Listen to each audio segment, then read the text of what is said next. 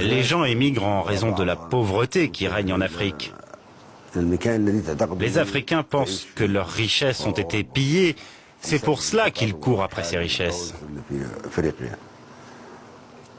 Lorsqu'ils travaillent en Europe, ils pensent que c'est leur droit, car l'Europe jouit des richesses de l'Afrique. Nous sommes en train de discuter aujourd'hui avec la France sur un sujet important dans le cadre du protocole d'accord. Je pense que la France, que je comprends, demande le retour. Nous demandons la régularisation. Mais pendant longtemps, le thème s'est bâti sur l'arithmétique. J'ai dit que le flux migratoire n'est pas arithmétique.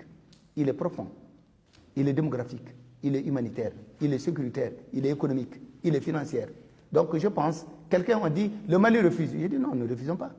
La France défend ses intérêts, nous défendons le nôtre. Nous sommes de très bons amis, c'est un partenaire privilégié, mais je pense qu'entre partenaires également, il n'est pas exclu que chacun défende les intérêts qui sont bons. Ça veut dire quand même, Monsieur le Président, que vous trouvez pour le moment que le texte que vous propose la France à la signature ne vous convient pas? Non, non, le texte nous convient. Mais c'est la partie de la reconduction ne nous convient pas. Et nous avons pensé qu'il y a des gens qui sont en France depuis 10 ans.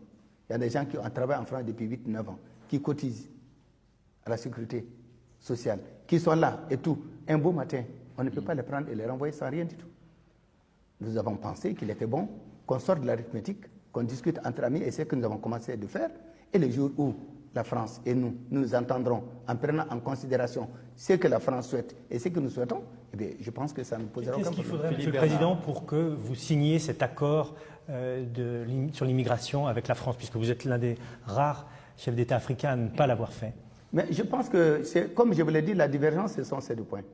Pour la France, on peut nous accorder un certain nombre de régularisations. Mais le nombre, je crois que ça doit être 1500 ou 1300. Et lorsque nous comptons, il y a combien de Maliens en France? Et il y a d'autres également qui sont là et qui ont travaillé depuis des années. Mais nous avons dit que le soja à la France est clair et nous l'avons répété aux Maliens. Nous n'accepterons pas, nous ne nous engagerons pas et nous ne soutiendrons jamais l'immigration clandestine. Mais est-ce que vous avez fixé un seuil de régularisation? Vous parlez de 1500, vous dites, à vous comprendre, c'est beaucoup trop peu. Quel serait un chiffre acceptable pour vous? Mais je pense que nous n'avons pas... C'est pour cette raison que j'ai dit que je préfère sortir de l'arithmétique. Oui.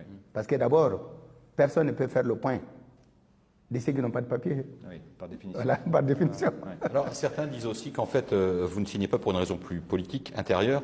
Il y a tellement de Maliens ici qui dépendent de l'aide qu'envoient les Maliens de France à leurs familles, à leurs proches pour vivre, qu'en fait, vous ne voulez pas prendre le risque d'une impopularité en acceptant de signer ce texte. Non, non, je pense que cela n'est pas juste. J'ai le devoir et j'ai prêté serment pour sauvegarder les intérêts supérieurs de notre pays. Et je vous ai dit, pour nous, la diaspora, c'est 456 millions d'euros par an. Et je pense que c'est plus. Et peut-être 11% du produit intérieur brut de notre pays. Je pense que ce n'est pas une manne qu'il faut négliger. Mais cependant, je pense que nous sommes partenaires. Nous discuterons les jours que nous nous entendrons. Mais nous verrons. Non, non, je parle de la popularité et l'impopularité. Mais je reconnais et je salue la diaspora malienne qui, de là-bas, participe financièrement, économiquement au développement de notre pays. Alors, Monsieur le Président, tout à l'heure,